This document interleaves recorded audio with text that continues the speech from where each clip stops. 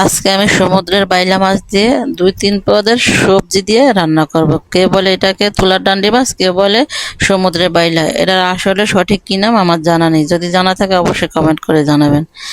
এই যে দেখেন আমি একে একে সবগুলি সবজি কেটে নেব।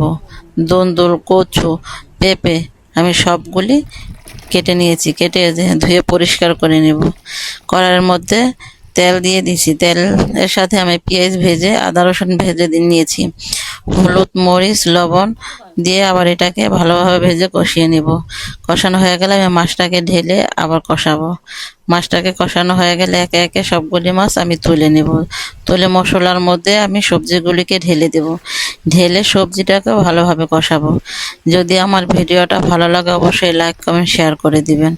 আর এভাবে আপনারা একদিন রান্না করে খেয়ে দেখবেন, ইনশাল্লাহ ভালো লাগবে। কষানো হয়ে গেলে আমি পরিমাণ মতো পানি দিয়ে উপরে মাছগুলিকে ঢেলে দিব। ঢেলে আমি ঢাকনা দিয়ে ঢেকে কিছুক্ষণ রান্না করে নেব।